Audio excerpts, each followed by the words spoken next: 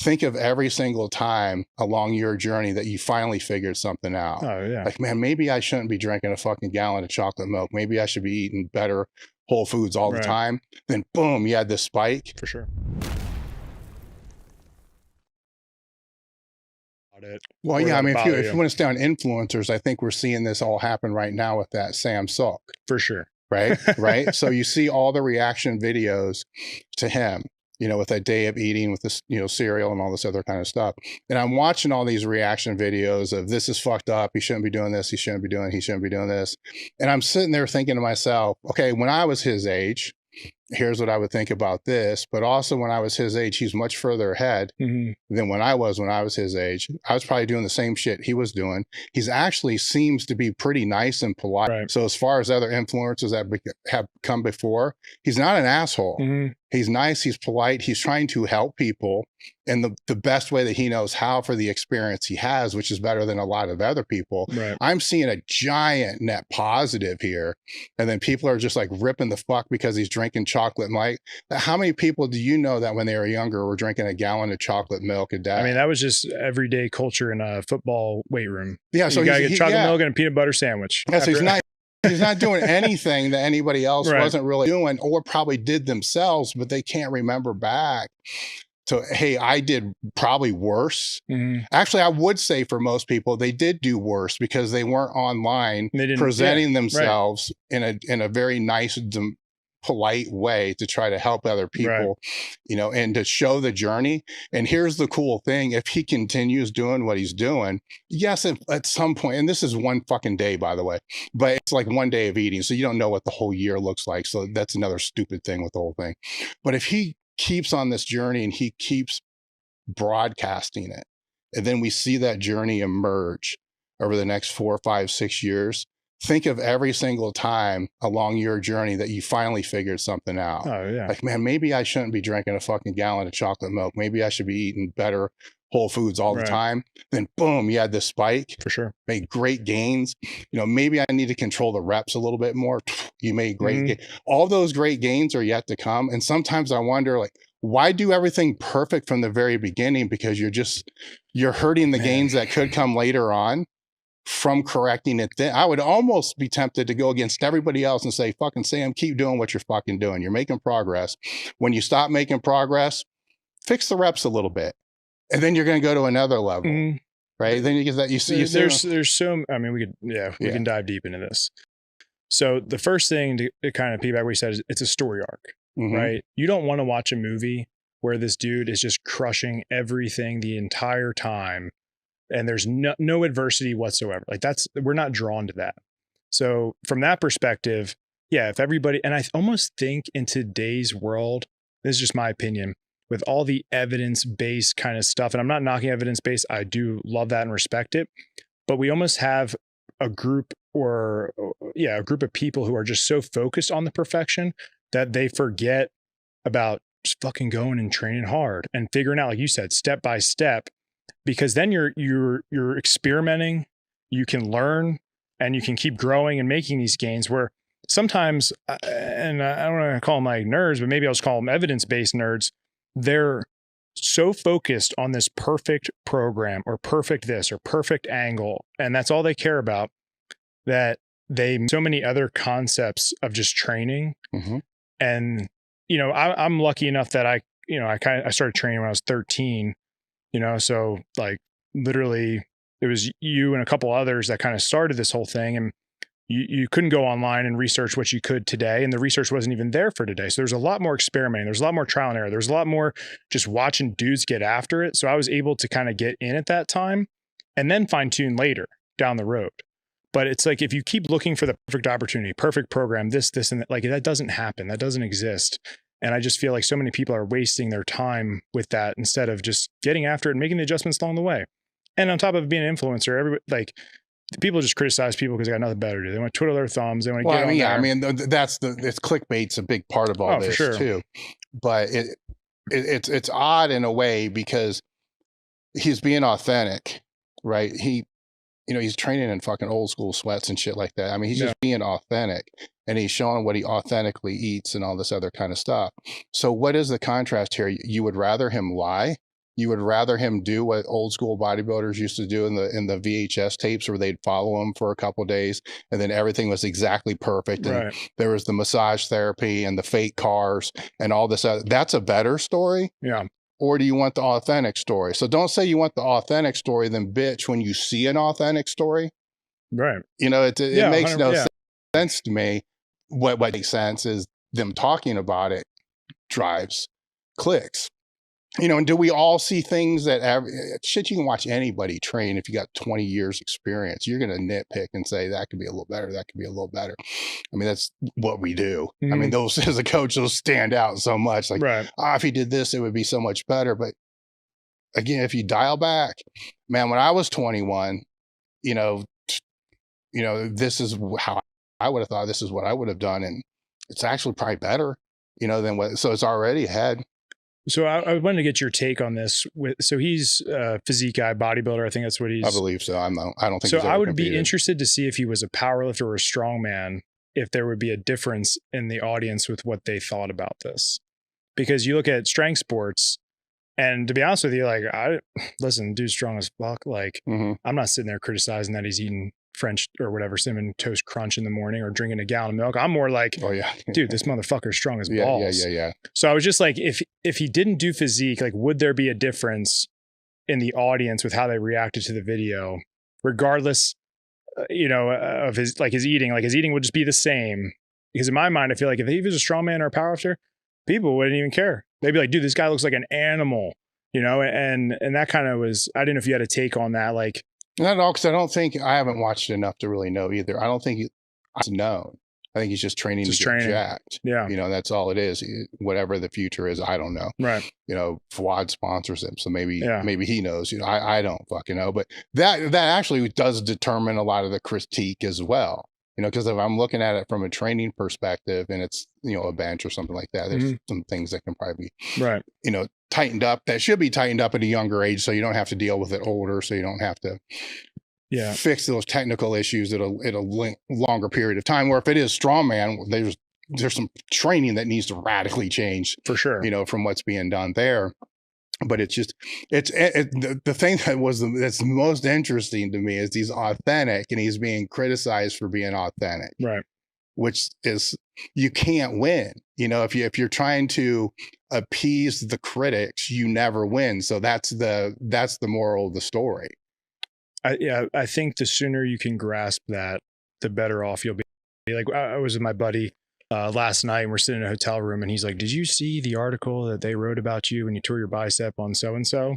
And I was like, no. So he's reading off the paragraph to me, and this guy's just blasting me, calling me an idiot for, hopping in, doing something like a preacher curl and tearing my bicep.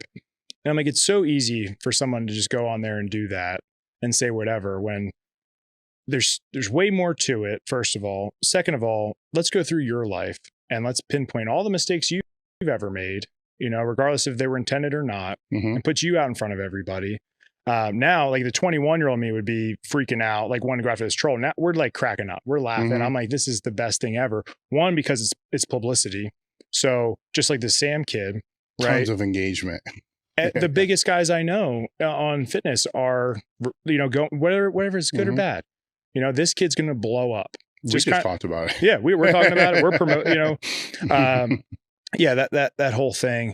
But yeah, like, the sooner you can realize that, the better off you'll be, because no matter what, people are going to nitpick. They're going to criticize you for whatever they can find. I will say the only thing with him that I do get, I don't want to say worried about, is just his audience is teenagers. And as being a high school coach, like, when I come in the weight room, it was last year. What was the rave? Liver King. And outside of that, it was Andrew, right? And I'm not trying to get political or say my thoughts on it, but you have to understand that you do have influence, on your audience, and you are also making money. So with him, if I could make any critiques or changes, I would probably say, hey, this is what I'm doing. This is for me. You guys got to figure out what works for you or something. Because I know the high schoolers I work with are going to be drinking more milk, more, French toast crunch in the morning, that type of thing. So they may do that regardless, but with his audience being so young, maybe just kind of come out there a little bit more. And I'm not saying he has to say either, like maybe the stuff he's doing, behind closed doors in the terms of training, but there maybe needs to be some sort of understanding. Like I can also do this because of other things going on, which from my understanding, it makes it more understandable. Like you're taking in a ton of certain sugars and carbs, and me knowing what I know, I'm like, okay, I understand that. But when you got a 15 to 16-year-old kid, I'm trying to set them up for success at a high school level. There's got to be some sort of medium ground to just kind of balance that out a bit. Cause I just don't want to see them, go too hard, but at the same time, they have to make the mistake. So it becomes this like, well, there's another side that's a good side, because if you overhear them speaking about that, they're going to know what you think. Oh yeah, 100%. Yeah. So now this person just created interpersonal dialogue with somebody sitting right in front of you that's going to have more meaning than anything they're going to see That's online. True. That's true. About topics that they probably otherwise would never have brought up. Right. Nutrition, for instance, you can pound it in your kids all day long and they're never going to listen. But now they brought it up to you because they're interested in this. Now you set up a different place for this to be talked about. Right. Andrew Tate saying the same way. So say if they say this, or whatever it is, and then it brings up this conversation that you're having with them, that's real coaching. The other part, the X's and the O's aren't real coaching. So if these people can create this environment that creates a dialogue for that real coaching, I see that as a net positive, right? Now, if that doesn't happen, say they just do that, and then the kids just blindly do whatever they're going to do. 30 pounds this summer, Johnny. They're going to do it. They're still going to find, we all found it, right? So they're all still going to find it. HIIT training now is on its upswing again. Oh, again. Right. So it's I've been waiting for 3 years. I've been saying on the podcast for 3 years. 3 years ago, we were talking about this. Yeah. I'm like, it's going to come. You did bring this up. Yeah, it's going to come. Well, here it is. Cool. So now that brings up that conversation. Like, what do you think about this, and this? And now how cool is that? Right. Because now you're talking about something that's essentially just training methods. And then you can branch that off into actually speaking about mesocycles, periodization, and what training actually looks like long term. Try to do that in any other way. Right. And it's also too, like I train, right? They have kids and they love training, and the kids aren't really into training, and they come and talk to me, hey, how can I get them? And I usually just tell them, like, you just keep doing what you're doing. And eventually there may be some day where they're peaked and they may ask you, hey, Dak, I come to the gym. The more you try to force that, in my opinion, it becomes the opposite effect. But with the social media, TikTok, whatever, I do think that is a good thing, because maybe they see it from them. And then that's like the gateway to training, where maybe, like, I think we all want it to be us that like empowers someone to train. But I'm equally as happy when, probably, like, to your point, a positive is some kid comes up to me and says, hey, I'm watching Sam Sulek. Maybe what do you think?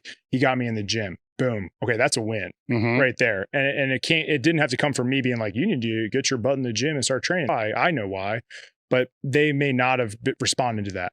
But since they see these younger generation or somebody else, like, I think that's cool. So I do think, the more I think about it, I think there are a lot of net positives, and I like your spin kind of on if we came out and we're perfect. And that's why I made a YouTube channel. I started a YouTube channel 10 years ago, just filming my sessions as, we remember, photo books and stuff. Like, that was my photo book. Right? I can look back. Yeah. And I went from me training, working at a gym, about starting a gym, 6 years later, like, and people watch that journey. And it's like, I see gyms now to open with everything you can imagine. And I'm like, where do you go from here? Like, I always think that. I'm like, you have everything now. Like, what's next? Like it may be a second location, something like that, but I think it is cooler when you have something like elitefts, right? Small location, boom. And then we have a next one. Then we grow and we get bigger. And I think that really helps with your audience, your clients, and your engagement, because they're like, this is real. Like you said, this is real and authentic, and we're watching it real time. So yeah, I think there are a lot of net positives. I think he's going to do what he's going to do. And to your point, I think he is very kind. Like, he's probably going through these comments, and I don't know how he's handling it, but to be 21 years old and be flooded with probably all the videos that came out, that's probably hard to handle. And if not, and he can view it as, I'm going to skyrocket. And at the same time, probably get reached out to by a lot of really knowledgeable people that are going to offer him whatever service and advice to help him get to those levels. I mean, that's great. Well, yeah, he's got to navigate all that though too, which is a whole nother area, because he has now found himself in the social media influencer space.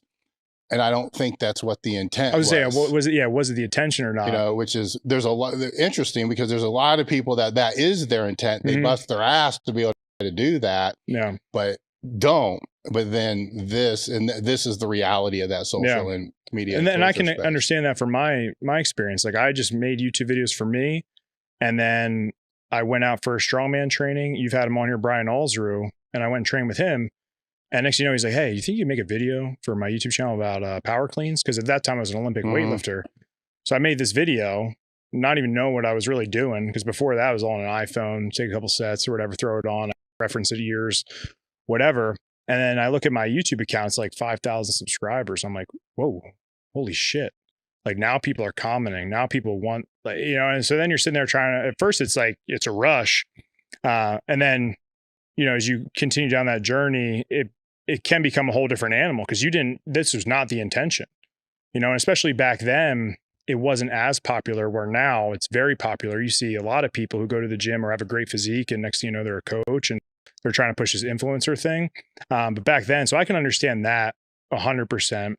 Yeah, I mean, I'm interested to see what happens with them down the road. I think it'll be cool. And it's also reflection. You can be like, hey guys, remember that video that I did 5 years ago where everyone's like, here's now where I'm at, and things are looking good. Whatever he's accomplished, or his physique, blah, blah, blah.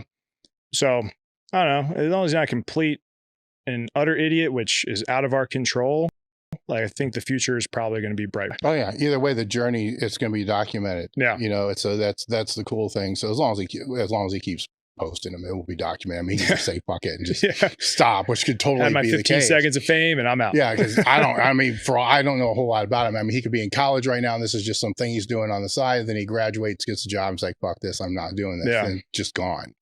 You know, so not everybody makes the money being on social media, like so many think.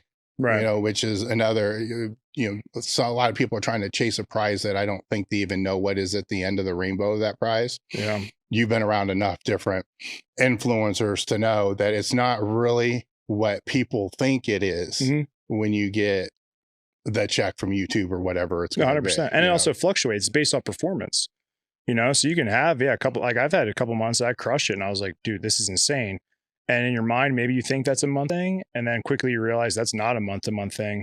But that also adds a different pressure where, you know, maybe it was just your passion to do it, but then you see the financial reward, and then at some point can change a little bit, because you're thinking, okay, well, should I put this video out or should I put this video out? Like, this one's for me, but I know these guys are really going to like it.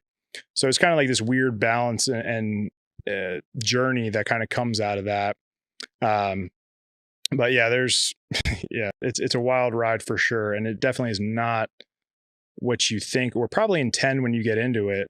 And then you really have to treat it like it is a business in some sense, if you want to keep up with that performance and continue to drive revenue, if that's your sole revenue stream.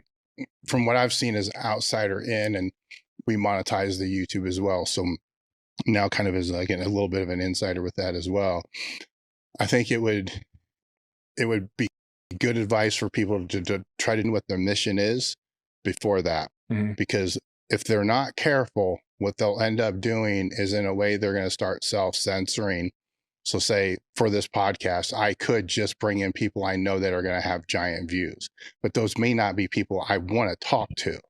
Then the podcast is not what I want the podcast to be. I want it to be people I want to talk to, that I think have value. Well, they may not be that well known, and they may not get a lot of fucking views, you know, so you don't have to look at, so the downloads are about the same. So you got to know the metrics, but you got to know what you want. Cause I've caught myself a couple times where you look and you're like, well, that was a really good month. We had so. Okay. We need to get no, you know, who do we want to speak to? Who's the audience want to see? You know, and then it's a balance that kind of has to be played with that. And if you start going down that rabbit hole of this is where all the clicks are going to be, that changes just 2 and you don't even know who controls that. Right. Oh yeah. You're at the hands of the algorithm. Yeah. Which is super interesting. And with myself, if people have been following me, like I kind of have a core group of people that I work with, and I'll continue to work with them for that sole purpose. And usually I don't work with new people unless it's a recommendation from that core group, just because my integrity and values, like I've had huge opportunities to work with certain people that I know would skyrocket my view count, but morally I would feel weird. And I have had some of those instances where it was when I went in thinking something about somebody and then quickly realized like, oh no, like what did I just get myself into? And obviously, you know, you learn as you go around and you start meeting people and you have the same kind of mindset and culture, so you can figure out who you click with and don't click with. But yeah, it can be a vicious cycle. And when you start seeing those numbers, you got to keep your ego in check a bit.